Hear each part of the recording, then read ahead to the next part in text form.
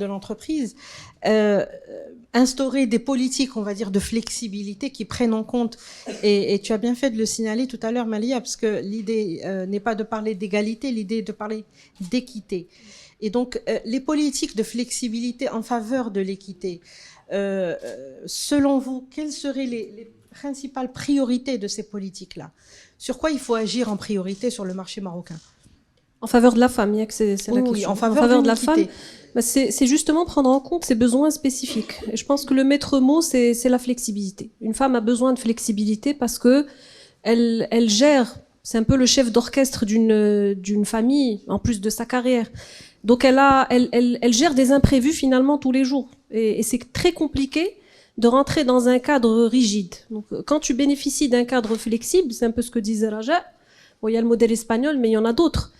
Chez nous, par exemple, dans l'entreprise en tout cas que je dirige, et là où j'ai essayé à ma petite échelle de mettre en place un cadre bienveillant pour la condition féminine, pour les femmes, bah, tu peux bosser en télétravail quand tu veux. Il suffit de prévenir. Parce qu'effectivement, il y a des abus aussi dans l'autre sens. Bien évidemment. Donc c'est réglementé, c'est-à-dire que tu as droit à 1 ou 2 journées de télétravail par semaine, ce qui te permet de pouvoir soit réfléchir parce que tu bosses mieux chez toi tranquillement. Donc c'est aussi au service de la performance, hein. C'est pas qu'au service des uns et des autres. Là, il faut aussi comprendre que c'est dans l'intérêt de l'employeur.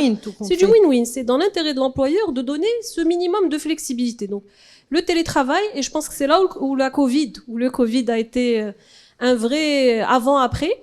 Parce que avant la visio était haram. C'était limite, tu parlais à un client de visio, c'était, je sais pas ce que c'est comme si tu l'insultais ou là que tu avais pas envie de faire le job. Il y avait une vision négative de la visioconférence.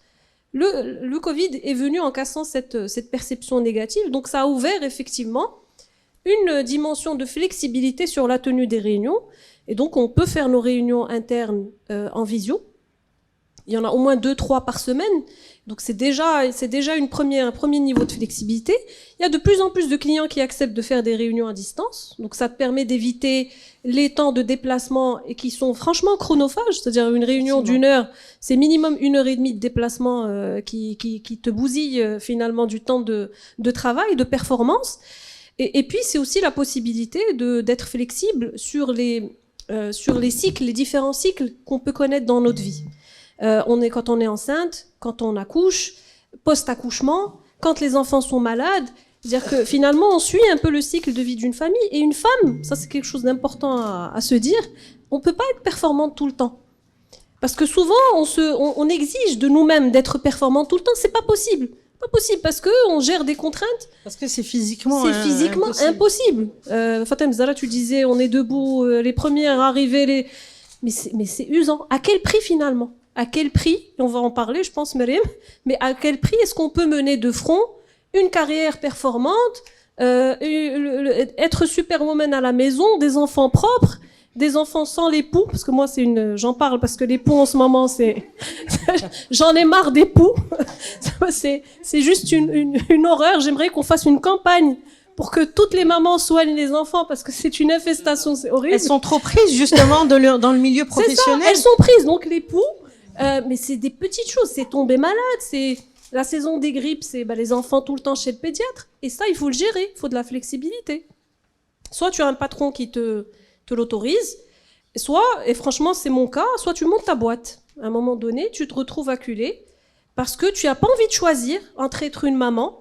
J'ai 3 enfants, c'est quand même pas mal de gestion, c'est du boulot à plein temps, et si tu n'as pas l'aide en tout cas qu'il faut, alhamdoulilah, j'ai le cadre qu'il faut aujourd'hui, mais je l'ai pas toujours eu, et donc j'ai vécu des tunnels dans ma vie où tu te poses la question de est-ce que je vais y arriver, est-ce que ça en vaut la peine, est-ce que c'est trop, il est où le bonheur dans tout ça, parce que t'es pas heureuse, ça m'a de devoir mener de front, et en même temps t'as pas envie de sacrifier ta carrière, tu considères que tu peux autant qu'un homme arrivé au top management, que tu peux monter ton business, que c'est jouable, mais à quel prix? C'est ça la question. Et si on n'a pas ce coup de pouce, cette flexibilité, ce cadre, et surtout, on parlait de confiance, effectivement, il faut se faire confiance, il faut se dire que c'est jouable, C'est là où on a besoin aussi d'autres role models, de femmes qui nous inspirent.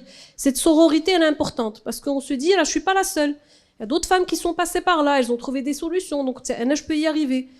Tout ça, c'est important. Et c'est tout ça aussi qui va changer la culture. Et la société, tout le mindset et toute la lecture qu'on peut faire.